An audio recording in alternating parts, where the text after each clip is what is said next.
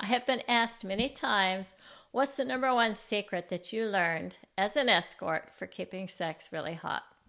And I've usually really shocked people with my answer because my answer is the courage to disagree. Let me explain.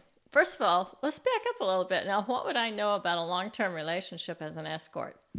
Aside from the fact that I have had long-term relationships in my personal life, as an escort, I also had long-term relationships. I was an escort for about 15 years. I had some clients that were with me that whole time. Now, how does that work? Well, it obviously doesn't have anything to do with sexual variety. Yeah, maybe some techniques and some tricks of the trade, if you will. But by and large, most of it was the interaction between two people. It was about personality. It was about conversation. It was about connection.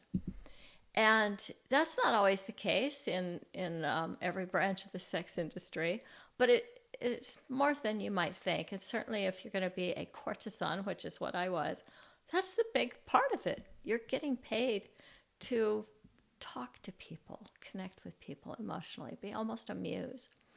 So to keep somebody's interest that long, I learned something that was also a shock to me at the time, which was that the more I could express my differences, the ways in which I saw things differently than my clients, the more attraction there was, the more spark there was.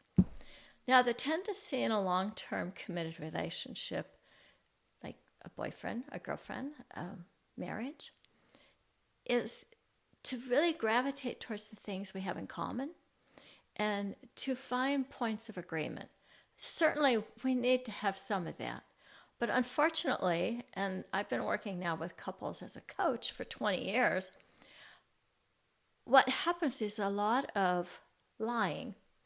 Okay? I mean, that's the blunt way to put it. Not saying your truth. More like, yeah, sure, honey, whatever you want. Or, yeah, that's okay with me. It's not a big deal. Those sort of things are actually libido killers because we can tell the other person's not being completely authentic. But also the bigger issue is they're just not that interesting. What's more interesting is when somebody has the courage to really stand up and be who they are. And here's the thing. We come into relationships having certain things in common. There's no doubt about that. That is a comfort. That is what we all want. But we are going to change over time. And if you really want a relationship that's going to last the test of time, it needs to be built for change. It needs to be built for conversations that are difficult, confronting, that risk conflict. And if we can't do that, we will lose our attraction for each other. Now, I think that it's a different thing if you are getting paid to be a companion, to be disagreeable. I was really shocked at how disagreeable I could be. Or to be in a relationship for love. I think in my experience, I definitely wanted more agreement, more of a sense of peace and comfort, if you will, in long-term relationships. And I think most of us do. But we really got to be careful not to start lying about what we actually feel and take a risk. And in that risk, we also give our partner permission to speak about their truth. So that's the biggest secret that I learned about long-term sexual attraction, is that it's based upon authenticity. That's really what we're talking about here. To be authentic about how you feel and what you believe and how you see things. And I really try to encourage the couples that I work with to do that. It's not an easy sell. People really always want to kind of cheat the truth a little bit and say what they think their partner's going to want to hear. And that's so sad. I have literally taken a couple that was like hadn't had sex in years. And I sat them down for 2 hours and we went into all the places where they had disagreements and resentments and anger towards each other.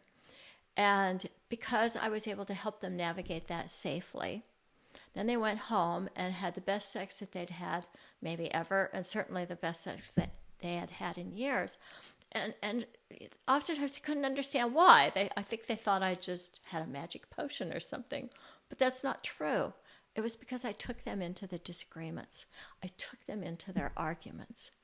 And voila, sex was all of a sudden hot again.